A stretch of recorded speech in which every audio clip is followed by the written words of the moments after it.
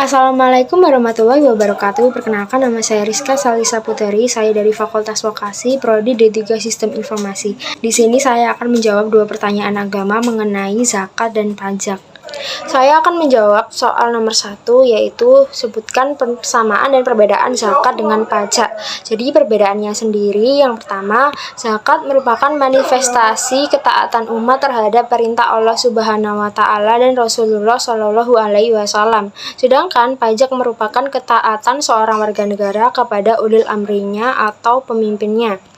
Yang kedua, zakat sudah ditentukan kadarnya di dalam Al-Quran dan hadis, sedangkan pajak dibentuk oleh hukum negara. Yang ketiga, zakat hanya dikeluarkan oleh kaum muslimin, sedangkan pajak dikeluarkan oleh setiap warga negara tanpa memandang apa agama dan keyakinannya. Yang keempat, zakat berlaku bagi muslim yang telah mencapai nisab tanpa memandang di negara mana ia tinggal, sedangkan pajak hanya berlaku dalam batas garis teritorial suatu negara saja. Yang kelima, zakat adalah ibadah yang wajib didahului oleh niat, sedangkan pajak tidak memakai niat. Dan yang terakhir, zakat harus dipergunakan untuk kepentingan mustahik yang berjumlah 8 asnaf atau sasaran. Dan sedangkan pajak dapat dipergunakan dalam seluruh sektor kehidupan. Nah, untuk persamaannya yaitu yang pertama, bersifat wajib dan mengikat atas harta yang ditentukan, dan ada sanksi jika mengabaikannya. Yang kedua, zakat dan pajak harus disetorkan pada lembaga resmi agar tercapai optimalisasi penggalangan dana maupun penyalurannya. Yang ketiga, zakat dan pajak memiliki tujuan yang sama, yaitu membantu penyelesaian masalah ekonomi dan pengentasan kemiskinan. Yang keempat, tidak ada janji akan memperoleh imbalan materi tertentu di dunia. Dan yang terakhir, zakat dan pajak dikelola oleh negara pada pemerintahan Islam. Selanjutnya saya akan menjawab soal 2, yaitu mengapa umat muslim setelah membayar zakat masih harus membayar pajak. Jadi zakat adalah kewajiban agama yang merupakan bagian dari rukun Islam. Setiap orang yang telah memenuhi syarat dan rukun zakat, maka dia harus mengeluarkan zakatnya. Sedangkan pajak adalah kewajiban yang diberikan oleh negara. Tujuan pajak adalah sebagai sumber keuangan negara. Dalam sejarah hukum Islam dikenal 3 sistem pemungutan pajak. Pertama, jizyah, yaitu pajak yang dikenakan kepada non-muslim yang hidup di bawah kekuasaan Islam. Yang kedua adalah kharaj, yaitu pajak bumi, tanah hasil peperangan yang dikelola oleh pemilik tanah awal.